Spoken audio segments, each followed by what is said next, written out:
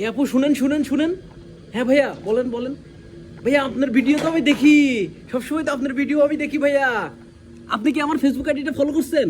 হ্যাঁ ভাইয়া, আপনার সব ভিডিও আমি দেখি এবং আপনার ফেসবুক আইডিও আমি ফলো করছি। আপনি কি আমার ইউটিউব চ্যানেল ফলো করছেন? তাহলে আপনার জন্য বিশাল একটা গিফট আছে। হ্যাঁ গিফট আছে। আচ্ছা, আপনি আমার 3টা ভিডিওতে রিওয়ার্ড দেওয়া আছে, লাইক কমেন্টস করা আছে, তাহলে আপনি আপনি পেয়ে যাবেন আমাদের থেকে। এই গিফটটা বের করো, গিফটটা বের করো। হ্যাঁ আরে বুঝলি না রে, বুঝলি না তুই, সময় থাকতে বুঝলি না, যেদিন বুঝবি সেদিন সময় পাবি না।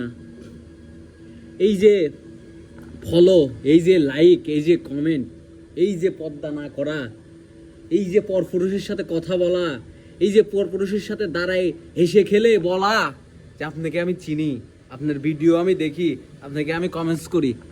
ও কি ফতোয়া দিছিল? ও কি ওয়াশ করছিল? ও কি তোকে জ্ঞানের জ্ঞানের পথে আসার জন্য আহ্বান করছিল? তো যদি নাই করে তাহলে তুই ওর ভিডিও কেন ফলো করস? ওর ভিডিওতে কেন লাইক করস? কেন ওকে ফলো রাখছস? কেন? হ্যাঁ, আফসোস লাগে যেখানে তোমাকে পর্দা করতে বলা হয়েছে বোন, সেখানে তুমি খোলামেলা ভাবে এসে, খোলামেলা ভাবে থেকে তুমি তার সাথে কথা বলতেছো।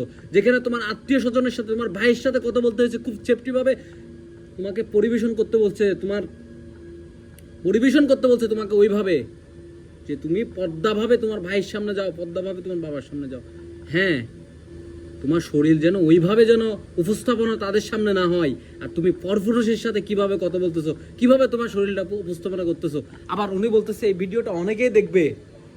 আমি বলি কি ভাই, ইউটিউবার ভাই, আপনারা যারা ব্লগ বানান, যারা ভিডিও বানান, যারা মানুষের উপকার করেন না, এইভাবে মা বোনকে এনে আপনারা যেভাবে ভিডিও করতেছেন, এগুলো আমাদের দেখে ভালো লাগে না ভাই। যদি সত্যি বিশ্বাস করেন, আচ্ছা আপনার ভাইকে তো আনেন না, আপনার বোনকে তো আনেন না, আপনার মাকে তো আনেন না, আপনার বাবাকে তো আনেন না।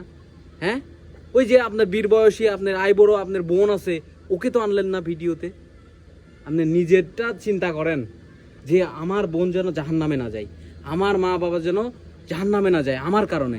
কিন্তু আপনি অন্যকে আপনার ভিডিও এনে মিলিয়ন মিলিয়ন মানুষ, লাখ লাখ মানুষ এই যে দেখতেছে। হ্যাঁ, আপনার যারা মোটো ব্লগ বানান, যারা আপনার ওই পাঠাও গাড়ি চালায়, যারা ভিডিওগুলো বানান, যারা যেমনে সামনে মা বোনদেরকে ক্যামেরাতে বন্দি করে অনলাইনে ছেড়ে দিচ্ছেন, আপনাদের মা বোন নাই? আপনাদের কাছে খোদার কাছে জবাব দিতে হবে না? সর্বশেষ আমি একটা কথাই বলতে চাই, আপনাদের হিসাব দিতে হবে। তাহলে আপনারা কেন এলোমেলো এইভাবে এলোপাতারি এইভাবে ভিডিওগুলো করে সোশ্যাল মিডিয়ায় এদেরকে ছড়াই দিচ্ছেন কেন? এর ইচ্ছার বিরোধী আপনি